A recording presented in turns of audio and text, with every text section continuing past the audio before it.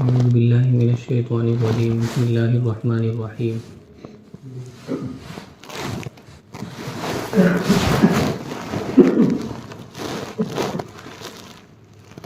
تبت یدا ابی لہب وتب ما اغنی عنہ مالہ وما کسب سیصلی نارا ذات لہب وامرأته حمالة الحطب فی جیدها حبل من مسد۔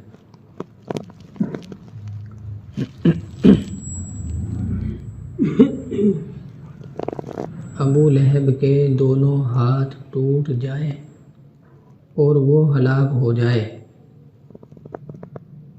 نہ اسے اس کا مال کام آیا اور نہ اس کی اولاد۔ سیصلی عن قریب جائے گا وہ، داخل ہوگا وہ ایسی آگ میں جو شعلے والی ہے، جو لپٹ والی ہے۔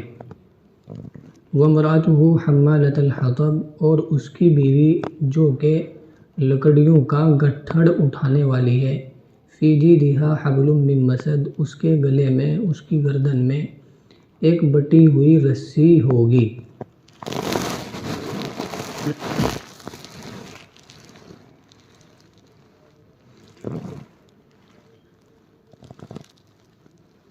یہ سورت جو ہے، سورت کا نام سورہ مسد بھی ہے اور سورہ لہب بھی ہے، اور یہ سورت جو ہے مکی ہے، مکۃ المکرمہ میں نازل ہوئی۔ واقعہ یہ ہوا تھا کہ نبی اکرم صلی اللہ علیہ وسلم کو اللہ تبارک و تعالیٰ کی طرف سے جب یہ حکم ملا کہ اب آپ کھلم کھلا تبلیغ شروع کر دیجئے، 3 سال تک آپ نے چھپ چھپ کر تبلیغ کی ہے اسلام کی، اپنے دین مذہب کی، اور 3 سال کے بعد حکم آیا وَأَنذِرْ عَشِيرَتَكَ الْأَقْرَبِينَ، اور ایک دوسری آیت میں آپ کو حکم دیا گیا فَاصْدَعْ بِمَا تُؤْمَرْ وَأَعْرِضْ عَنِ الْمُشْرِكِينَ۔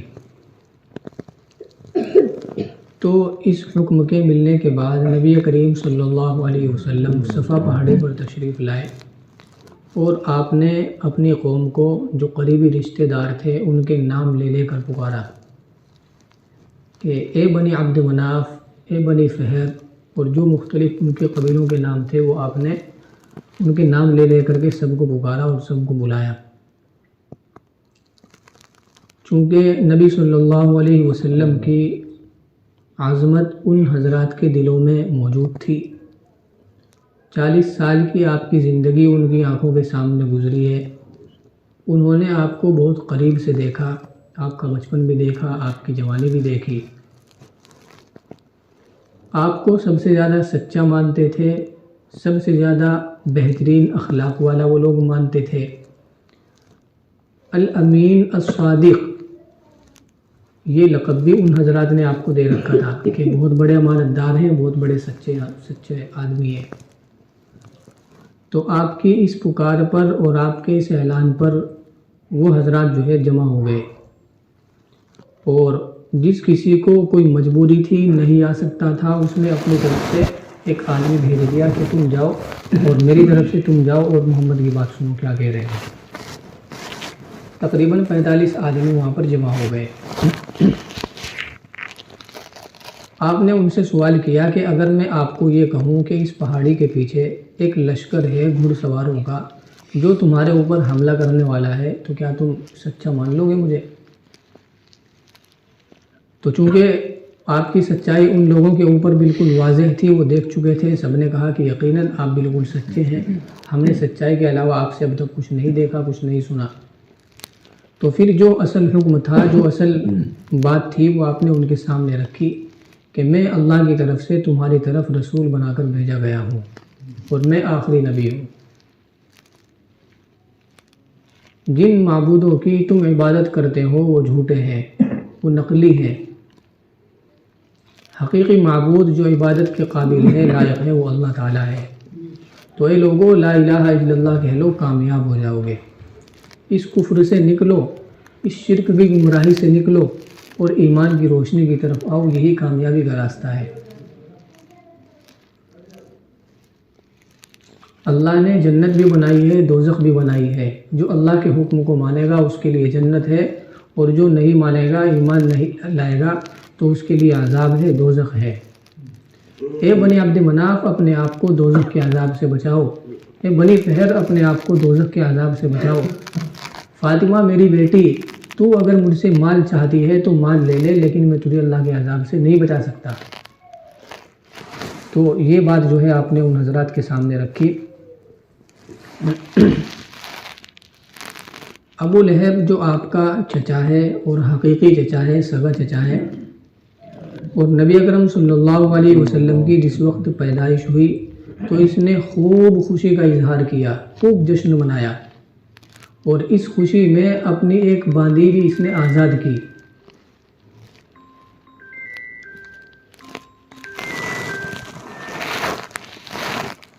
لیکن جو ہی نبی اکرم صلی اللہ علیہ وسلم نے نبوت کا اعلان کیا اور لوگوں کو اسلام کی دعوت دی تو یہ آپ کا جو ہے مخالف ہوا، دشمن ہوا، اور بڑا کٹر دشمن ہوا۔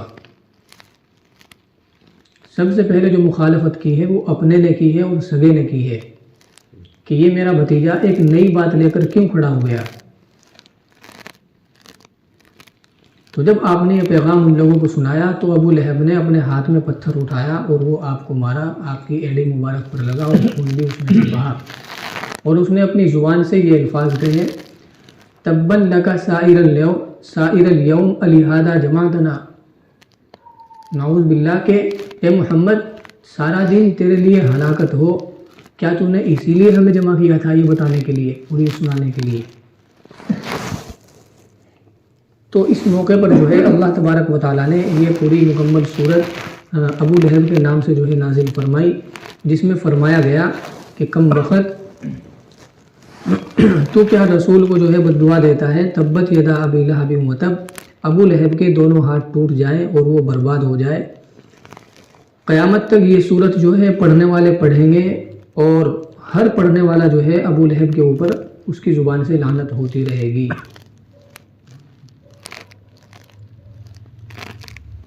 یہ کہتا تھا کہ محمد جو بات کہتے ہیں اگر وہ سچی ہے، جنت کی اور دوزخ کی اور قیامت کے دوبارہ زندہ ہونے کی اور پھر حساب و کتاب ہونے کی، کہ اگر یہ باتیں واقعی سچی ہیں تو میں تو بہت بڑا مالدار آدمی ہوں،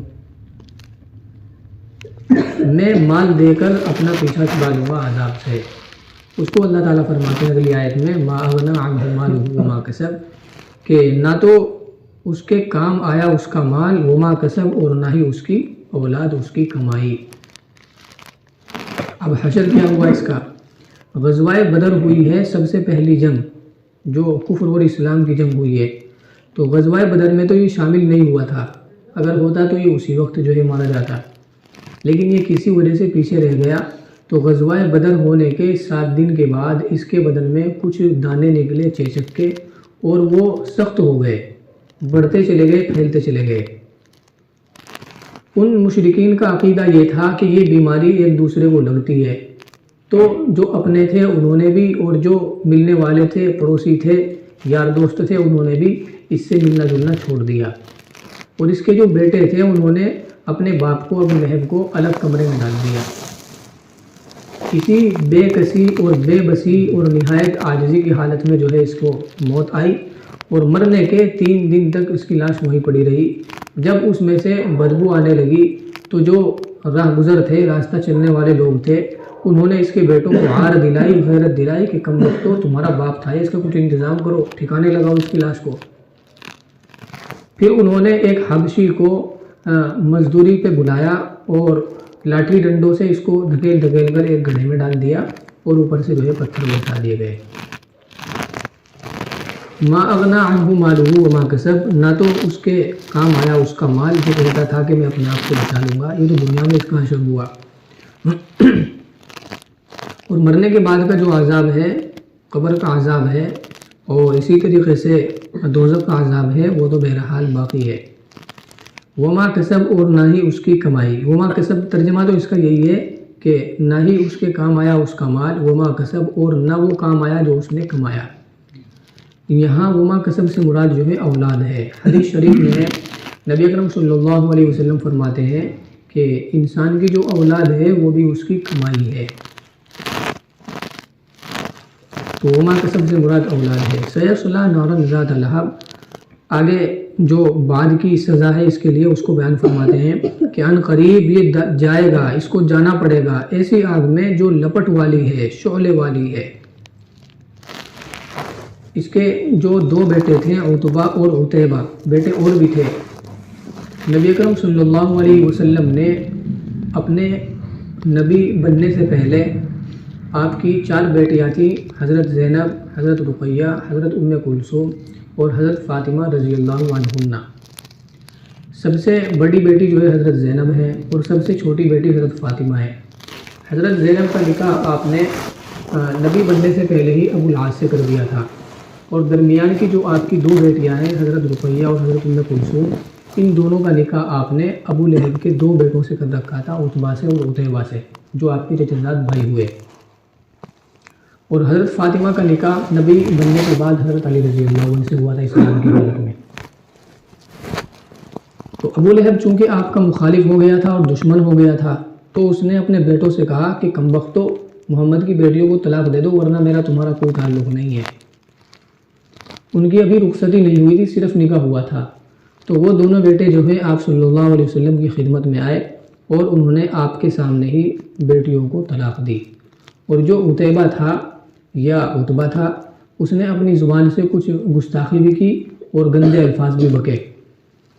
تو نبی اکرم صلی اللہ علیہ وسلم نے اس کو جو ہے بددعا دی کہ اللہم سلط علیہ کلبا من کلابک، کہ اللہ اپنے کتوں میں سے ایک کتا، یوں ترجمہ کیجئے کہ اپنے چیر پھاڑ کر کھا جانے والے جانوروں میں سے ایک جانور اس کے اوپر مسلط فرما۔ جس وقت آپ کی زبان مبارک سے یہ بددعا کے کلمات نکلے تو آپ کے چچا ابو طالب وہ وہیں موجود تھے، وہ بالکل سہم گئے اور لرز گئے، اور اس بھتیجے کو بلایا، ان کا بھی بھتیجا ہی لگا ہو، کہ عتیبہ اس بددعا کے بعد تو نہیں بچے گا، خیال رکھنا۔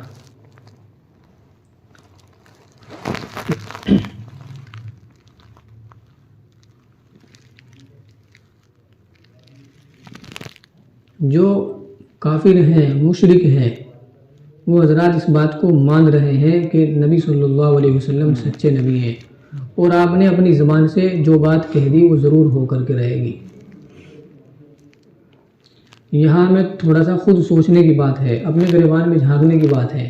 ہم صبح و شام نبی صلی اللہ علیہ وسلم کی حدیث سنتے ہیں، فضائل اعمال میں بھی، منتخب حدیث میں بھی۔ کتنی ساری وعیدیں جو ہم سنتے ہیں کہ بھائی نماز چھوڑنے کا یہ گناہ ہے، گالی دینے کا یہ گناہ ہے، اور مختلف قسم کے گناہ ہیں کہ ان کی سزا یہ ہے اور ان کا عذاب یہ ہے، لیکن سنتے ہیں اور اسے ادھر سے نکال دیتے ہیں، بچنے کی کوشش نہیں کرتے۔ آپ فرماتے ہیں لا تسابت امتی سقطت من عین اللہ، کہ جب میری امت آپس میں گالی گلوچ کرے گی تو اللہ کی نظروں سے گر جائے گی۔ اور میرا حال یہ ہے، میرے مسلمان بھائی کا حال یہ ہے کہ وہ گالی کے بغیر کوئی بات کہتا ہی نہیں۔ بھائی یہ باہر کون ہے؟ ان کو اندر بلا دو۔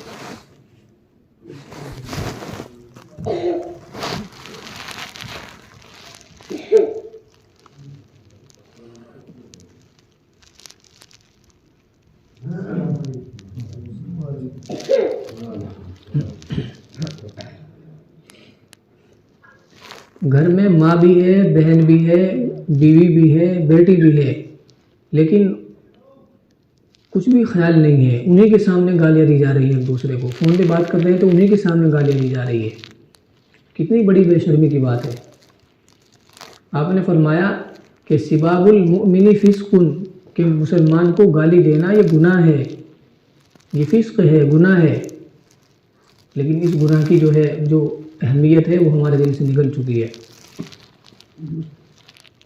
اور بہت ساری چیزیں ہیں اس طرح کی اگر بات کی جائے تو۔ بہرحال ابو طالب نے بلا کر کے اس بھتیجے سے کہا کہ بھتیجے اس بددعا کے بعد تیرا بچنا تو نہیں بچے گا، خیال رکھنا۔ اب معاملہ کیا ہوا کہ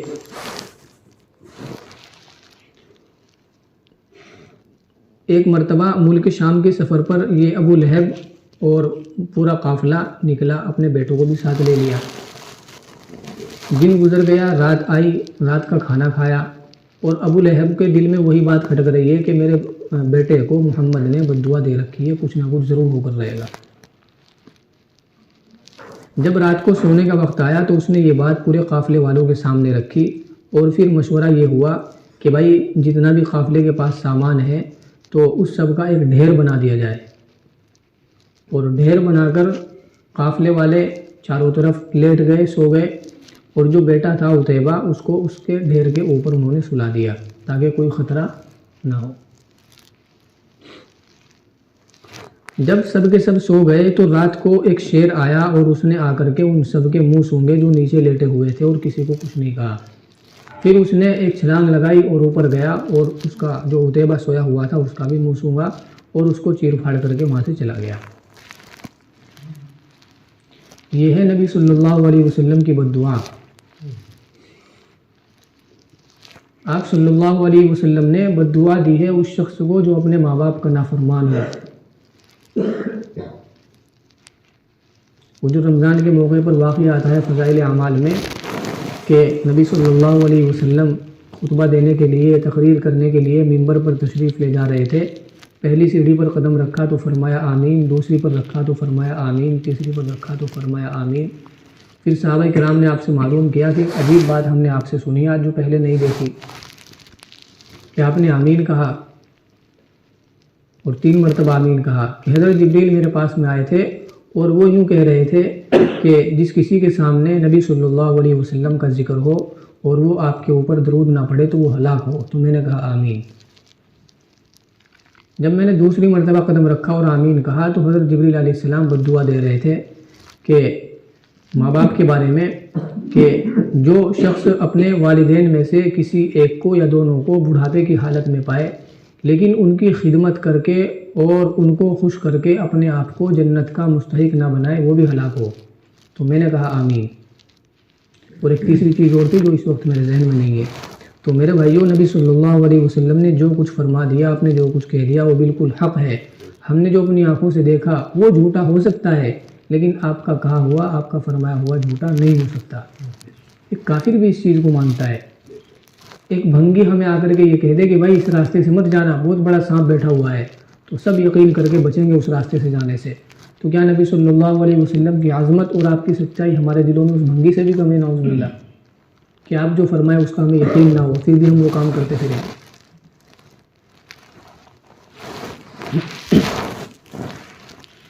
تو بیٹوں کا یہ حشر ہوا۔ اچھا، یہ پورا خاندان ہی آپ صلی اللہ علیہ وسلم کی مخالفت میں ہے۔ ابو لہب کا حال سن لیا، جو بیٹا تھا جس نے گستاخی کی تھی عتیبہ، اس کا حال سن لیا۔ عتبہ بعد میں مسلمان ہو گئے تھے، اچھا، جو بیوی تھی ابو لہب کی یہ بھی کم نہیں تھی، یہ بھی نبی صلی اللہ علیہ وسلم کی بہت بڑی دشمن تھی، بغض رکھتی تھی آپ سے، اور جو کچھ اس سے ہو سکتا تھا اس دشمنی میں کرتی تھی، رکتی نہیں تھی۔ اللہ تعالیٰ فرماتے ہیں وَامْرَأَتُهُ حَمَّالَةَ الْحَطَبِ، اور اس کی بیوی ابو لہب کی بیوی جو لکڑیوں کا گٹھڑ اٹھانے والی ہے۔ یہ کمبخت کیا کرتی تھی؟ جنگل میں جاتی تھی اور چھانٹ چھانٹ کر تلاش کر کر کے کانٹے دار لکڑیاں لاتی تھی اور نبی صلی اللہ علیہ وسلم کے راستے میں ان کو پھینکتی تھی۔ آپ کو تو اس سے کیا تکلیف ہوتی، آپ تو بچ کر نکل جاتے تھے، لیکن اس عورت کے اس عمل سے، اس حرکت سے پتہ چلتا ہے کہ دشمنی کتنی تھی۔ اس کے بارے میں اللہ فرماتے ہیں فی جیدہا حبل من مسد، یہ بھی نہیں بچے گی، اس کی گردن میں ایک بٹی ہوئی رسی ہوگی، دوزخ میں جائے گی تو جو دوسرا عذاب ہے وہ تو بہرحال ہونا ہی ہے، لیکن ایک خاص طور سے عذاب کیا ہوگا کہ اس کے گلے میں آگ کی ایک رسی ہوگی بٹی ہوئی۔ ترجمہ سن لیجیے ایک مرتبہ۔ تبت یدا ابی لہب وتب، ابو لہب کے دونوں ہاتھ ٹوٹ جائیں اور وہ برباد ہو جائے۔ ما اغنی عنہ مالہ وما کسب، نہ تو اس کا مال اس کے کام آیا اور نہ اس کی اولاد۔ سیصلی نارا ذات لہب، یہ سزا تو دنیا میں ہوئی، اور ان قریب اس کو جانا پڑے گا یا وہ جائے گا ایسی آگ میں جو شعلے والی ہے، لپٹ والی ہے۔ وامرأتہ حمالۃ الحطب، اور اس کی بیوی جو لکڑیوں کا گٹھڑ اٹھانے والی ہے۔ فی جیدہا حبل من مسد، اس کے گلے میں، گردن میں ایک رسی ہوگی بٹی ہوئی۔ یہ مضمون ہے بھائی سورہ تبت یدا کا۔ دعا کروں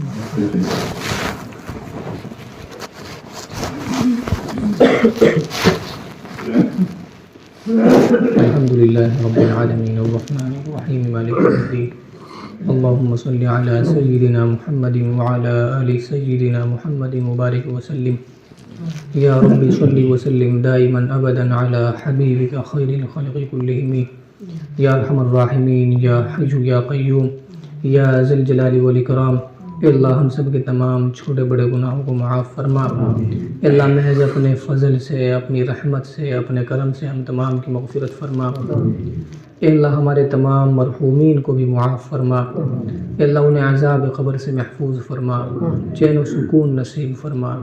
اے اللہ وہ تو موت کی سختی کو سہ چکے، اے اللہ اب ہم باقی ہیں، اے اللہ موت کی سختی ہمارے لیے آسان فرما، اے اللہ آسان فرما۔ اے اللہ جب تک زندہ رہے ہمیں اسلام پر قائم اور دائم فرما۔ اے اللہ جب آخری وقت ہو تو کلمے پر، ایمان پر ہمارا خاتمہ فرما۔